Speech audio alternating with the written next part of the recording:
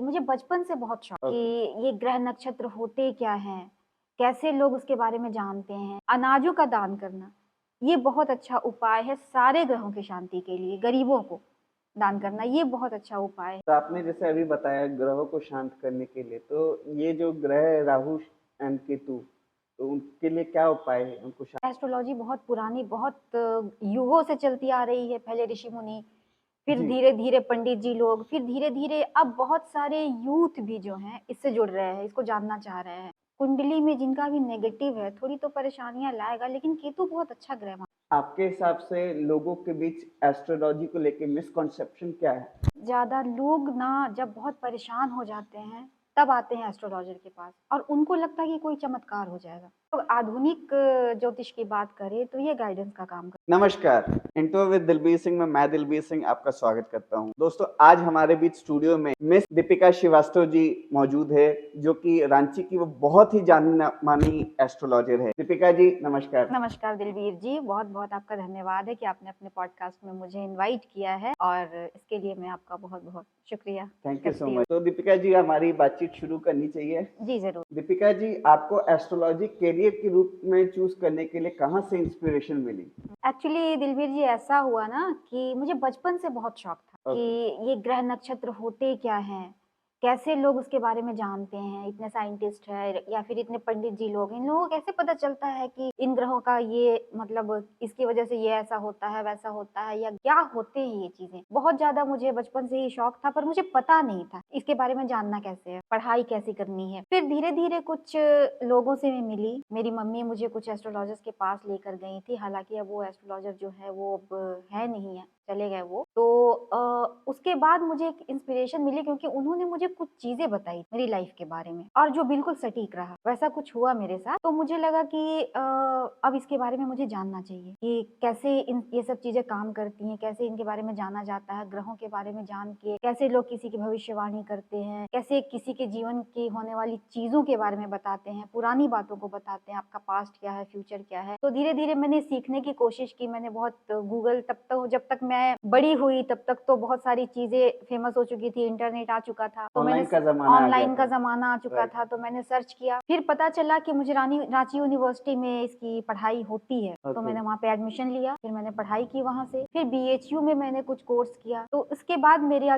जो ये जर्नी है ये शुरू हुआ। अभी तक तो बहुत अच्छा चला है और बहुत अच्छा लगता है कि मैं लोगों के बारे में उनकी परेशानियों को दूर कर पाती हूँ। अगर किसी को कोई परेशानी है, कोई मेरे पास अपने प्रॉब्लम्स लेके आते हैं, तो मैं उनको रास्ता बता पाती हूँ। ये सबसे अच्छी चीज़ लगती है मुझे एस्ट्रोलॉजी की कि दूसरों के प्रॉब्लम्स को मैं सॉल्व करने की कोशिश सॉल्व करती करते हैं। हूँ। हाँ, क्या बात! ये। काफ़ी ज़्यादा प्राउड फील होता होगा बहुत आपको। ज़्यादा प्राउड फ़ील होता है और बहुत खुशी होती है कि जब लोग हर जगह से थक जाते हैं ना, जी। तब फिर वो आपके पास आते हैं। तो तब मुझे मतलब इस चीज़ के लिए मुझे बहुत अच्छा लगता है। दीपिका जी, बहुत लोग एस्ट्रोलॉजी को पुरानी प्रैक्टिस मानते हैं। आप इस एस्ट्रोलॉजी को नए ज़माने में कैसे रिप्रेज़ेंट करते हाँ, ये चीज़ है कि एस्ट्रोलॉजी बहुत पुरानी, बहुत युगों से चलती आ रही है। पहले ऋषि मुनि, हैं? फिर जी। धीरे-धीरे पंडित जी लोग, फिर धीरे-धीरे अब बहुत सारे यूथ भी जो हैं इससे जुड़ रहे हैं, इसको जानना चाह रहे हैं। तो एस्ट्रोलॉजी अब पुराने ढर्रे से निकल कर बहुत नए तरीके से सामने आ रही है। कुछ साइंटिस्ट भी हुए हमारे देश में तो नहीं, मतलब विश्व में, दूसरे देशों में भी, जैसे गैलीलियो, जैसे कि जॉन केपलर, जैसे मैक्स, इन लोगों ने भी ज्योतिष का अध्ययन किया क्योंकि ये साइंटिस्ट थे, तो इनको साइंस और ज्योतिष को मिलाकर मिला के चलते थे। इनको देखना था कि ये चीज़ें कैसे काम करती हैं। तो इन लोगों ने भी ज्योतिष का अध्ययन किया जिसकी वजह से ज्योतिष और ज़्यादा फेमस हुआ है। और साथ में ये है कि जो पारंपरिक ज्योतिष जो है, वो भविष्यवाणी पर केंद्रित होती थी। पुराने जो ज्योतिषी थे वो भविष्यवाणियाँ करते थे। लेकिन अभी जो नए ज़माने का जो ज्योतिष है, जो आधुनिक ज्योतिष है, ये ग्रहों के हिसाब से, आपकी कुंडली के विश्लेषण के हिसाब से आपको मतलब ज्योतिष पे ज़्यादा फोकस करता है। ये बताता है कि आपको कुंडली के हिसाब से कर्म क्या करने चाहिए, आपको क्या चीज़ें होंगी ऐसी जिससे कि आपके जीवन में अच्छाइयाँ, मतलब आपके जो सक्सेसफुल होने के लिए क्या चीज़ें करनी चाहिए आपको, इस पे फोकस करता है। भविष्यवाणी पे फोकस अब नहीं करके आपके कर्म पे फोकस करता है। ओके। और दूसरा है कि ज्योतिष को एक कहा जाता है ना कि ये आपके जीवन का आईना होती है। तो आपके जो ग्रह होते हैं, उन ग्रहों की जो स्थिति होती है, वो आपके जीवन को पूरी तरह से रिप्रेजेंट करते हैं। तो आधुनिक ज्योतिष उसी पे फोकस करता है कि आपके जीवन में क्या चीज़ें, किस तरह की घटनाएँ हो रही हैं, किस तरह की घटनाएँ हो सकती हैं और उन घटनाओं को आपको किस तरह से उससे सतर्क रहना है या किस तरह से उस समय में आपको काम करना है, इन सब चीजों पे फोकस करती है। भविष्यवाणी को अब थोड़ा सा साइड कर दिया गया है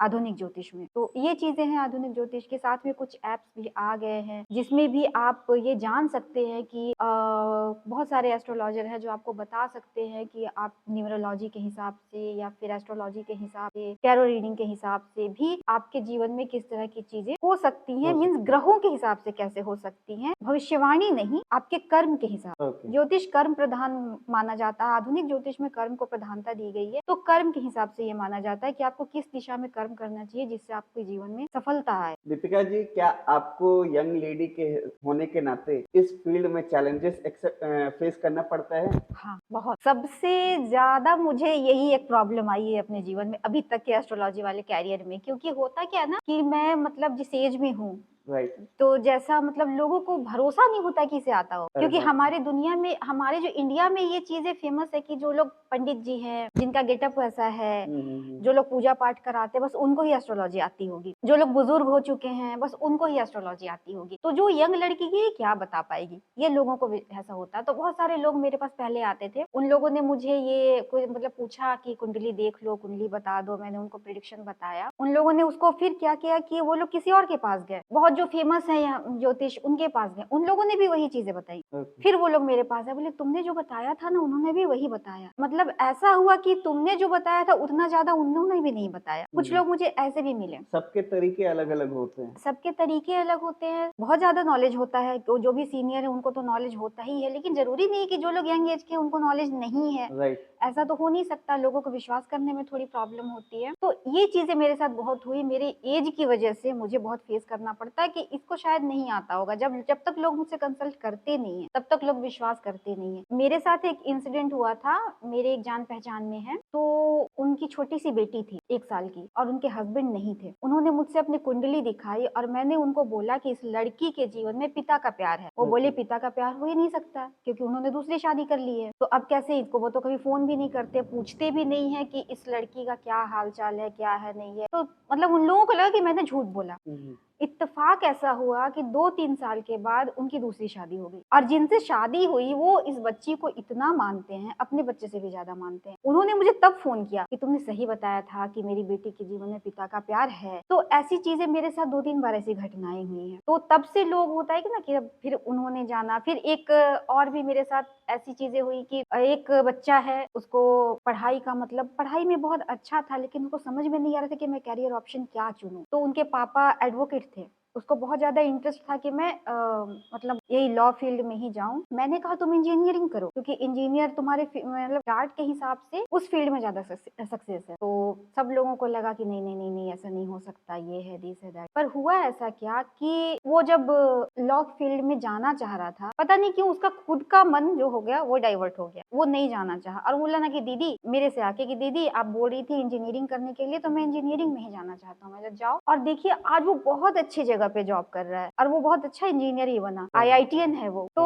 ऐसे कुछ लोग मिले हैं मेरे जीवन में जो बाद में मुझ पे भरोसा किया उन्होंने। तो ये चैलेंज मुझे फेस करना पड़ता है कि लोग मेरी एज की वजह से लोग थोड़ा सा ये समझते कि इसको आता नहीं होगा। ये चीजें होती ये है। भी कहा जाता ना कि डोंट जज अ बुक विदाउट हाँ, विद इट्स बिल्कुल कवर। बिल्कुल बिल्कुल, यही चीज हो रही थी मेरे साथ। तो अब ये चीजें खत्म होने लगी हैं, क्योंकि अब तो बहुत सारे लोग जान चुके हैं। बहुत सारे लोग मतलब अब मेरे से कंसल्ट करते हैं और खुश होते हैं, बाद में भी आते हैं मेरे पास। अब वो चीजें थोड़ी बदल गई हैं। शुरू में मुझे ज्यादा फेस करना पड़ा था। तो आपने जैसे अभी बताया ग्रहों को शांत करने के लिए, तो ये जो ग्रह है राहु एंड केतु, तो उनके लिए क्या उपाय है उनको शांत करने के लिए? देखिए केतु जिनका भी कुंडली में जिनका भी नेगेटिव है, थोड़ी तो परेशानियां लाएगा, लेकिन केतु बहुत अच्छा ग्रह माना जाता है, आध्यात्मिक ग्रह माना जाता है। आध्यात्म से वैसे लोग बहुत जुड़ते हैं। अगर केतु नेगेटिव भी है तो भी आध्यात्म से जुड़ेंगे ही जुड़ेंगे। फैमिली से थोड़ा डिटैच रहेंगे तो सक्सेस ज्यादा मिलेगी, क्योंकि केतु ऐसा ग्रह है कि आपको किसी चीज का क्रेडिट नहीं लेने देता। आप किसी के लिए कितना भी करें ना, आपको क्रेडिट नहीं मिलेगा।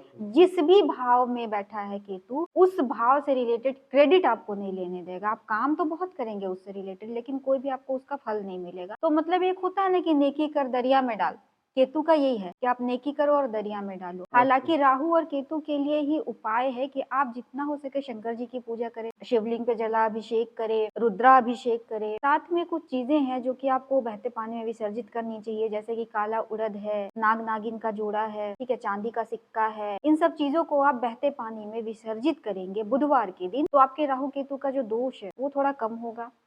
तो इसलिए ये सब करना चाहिए। साथ में कि राहु हो, केतु हो और शनि हो, इन सब का उपाय सिर्फ एक ही है कि आपको मतलब गरीबों की जरूर सेवा करनी चाहिए। अब ऐसा नहीं है कि मेरी कुंडली में राहु स्टार्ट हो गया तो मैं जाके गरीबों की सेवा करने लगी, अगर शनि स्टार्ट हो गया तो गरीबों की सेवा करने लगे, ऐसा नहीं। आपको वो कंटिन्यू करते रहना, निस्वार्थ करना है। ये जान के नहीं करना है कि जब राहु स्टार्ट होगा तो अब स्टार्ट करना है, वो आपको करते रहना है ताकि आपका जब भी ग्रह आए तो उसका नेगेटिव असर ना आए। गरीबों में कंबल दान करना राहु का बहुत अच्छा उपाय है। गरीबों को खाना खिलाना शनि का बहुत अच्छा उपाय है। अनाजों का दान करना ये बहुत अच्छा उपाय है। सारे ग्रहों की शांति के लिए गरीबों को दान करना ये बहुत अच्छा उपाय है।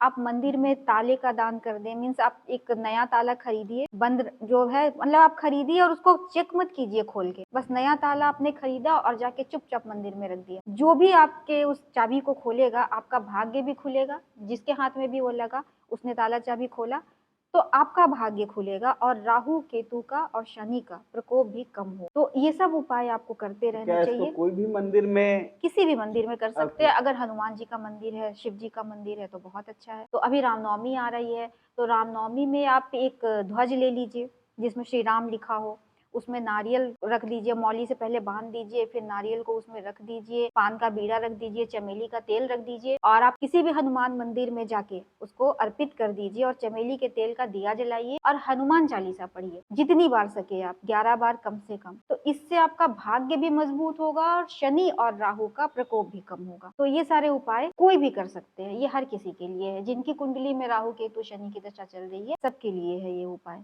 ये एस्ट्रोलॉजी की फील्ड में, आपकी फील्ड में इंट्यूशन का क्या रोल है, क्या इम्पैक्ट पड़ता है इसका? हाँ, एस्ट्रोलॉजी में ऐसा है ना कि अगर हम लोग कुंडली रीडिंग की बात करते हैं, ठीक है, तो हम लोग ग्रहों के हिसाब से करते हैं, ठीक है। ओके। ग्रहों की क्या डिग्री है, कहाँ पे ग्रह प्लेस्ड है, आपके जो बर्थ डिटेल्स है उसके हिसाब से।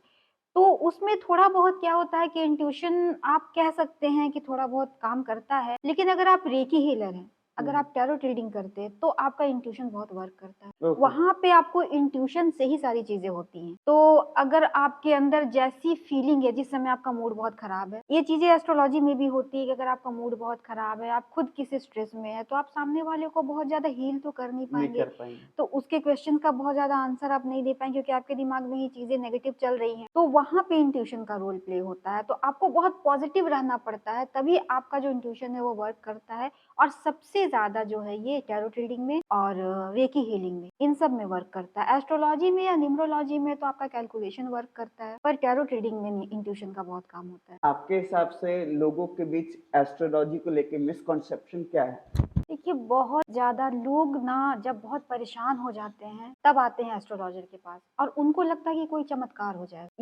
ये सबसे बड़ा ये है, क्योंकि होता क्या है कि जब ज्योतिष भी है ना, जैसे कि आप किसी डॉक्टर के पास जाते हैं, आपको कोई बीमारी है तो दवाइयाँ दी जाती हैं, दवाइयाँ आप खाते हैं तो ठीक होते हैं। लेकिन कोई बीमारी अगर बहुत पुरानी है या बहुत ज्यादा बड़ा रूप ले चुकी है तो उसको ठीक होने में टाइम लगता है। तो सेम यही चीज होती है एस्ट्रोलॉजी में भी। होता क्या है ना कि लोग आते हैं और सोचते हैं चमत्कार हो जाएगा, तो ये एक बहुत बड़ा मिसकंसेप्शन है। क्योंकि कोई भी चीज देखिए जो भगवान ने लिख दी है वो चेंज नहीं हो सकती है। बस हमको उन उपायों के साथ अपनी आदतों को सुधार के अपने कुछ उपाय करके उसको थोड़ा ठीक कर सकते हैं। होने वाले लॉस को कम कर सकते हैं, उसको हम लोग बदल नहीं सकते। तो अगर आपके साथ कोई परेशानी हो रही है, कोई भी परेशानी ऐसी है, कोई बहुत राहु की दशा से गुजर रहे हैं, तो वो 18 साल गुजरेंगे ही उससे। राहु की दशा 18 साल की है, शनि की दशा 19 साल की है, तो वो आपको झेलना ही पड़ेगा। अब किसी की कुंडली में क्या होता है ना कि राहु और शनि नेगेटिव है तो उनको थोड़ी ज्यादा परेशानियां होती हैं। अब वो जब आएंगे हमारे पास तो वो इस उम्मीद से आते हैं ना कि कोई चमत्कार हो जाएगा, आज के बाद मेरा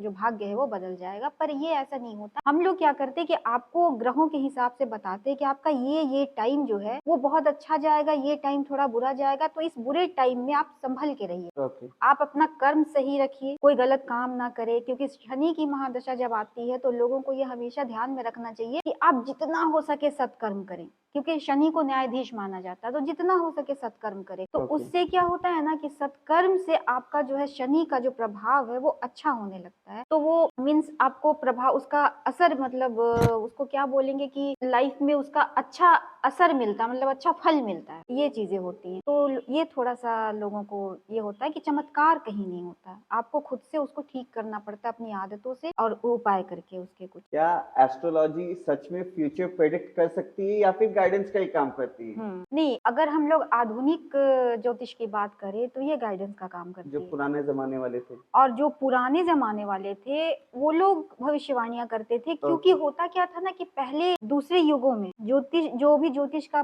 भविष्यवाणियाँ करते थे, जो ऋषि-मुनि थे, उनके पास तपोबल था, बहुत तप की शक्ति थी, तो वो लोग भविष्य देख सकते थे। धीरे-धीरे क्या हुआ कि एक मॉडर्नाइज़ेशन के साथ ये चीज़ें बढ़ी आगे, बहुत सारी रिसर्च करके नई चीज़ें आई। उसके बाद जब हम लोग कुंडली देखते हैं अब, तो आपके ग्रह कैसे हैं, उन ग्रहों की डिग्री क्या है, इस हिसाब से हम लोग सिर्फ आपको एक संभावना व्यक्त करते हैं कि इस टाइम पे आपको इन ग्रहों की स्थिति की वजह से बहुत अच्छा टाइम देखने को मिलेगा और बहुत बुरा टाइम भी देखने को मिल सकता है। तो इस समय में आपको थोड़ा सतर्क रहना है, इस समय में आपको अच्छे काम करते रहने हैं। अगर आपका अच्छा समय दिख रहा है हमारी कुंडली की जो रीडिंग के टाइम पे, तो आपको ये भी बोलेंगे कि इस टाइम आप जितना हो सके मेहनत कर ले, आप बहुत सक्सेसफुल हो जाएंगे। तो इस तरह से अब हम लोग आधुनिक ज्योतिष में गाइडेंस के का ही काम करते हैं, आपको एक रास्ता दिखाते हैं, मार्गदर्शक कह सकते हैं ज्योतिष को। ओके। आज के टाइम पे भविष्यवाणियां जो होती थी वो द्वापर युग में, सतयुग में वो होती, कलयुग में सिर्फ हम लोग ये कह सकते हैं कि ज्योतिष एक मार्गदर्शक। क्या एस्ट्रोलॉजी वुमेन्स को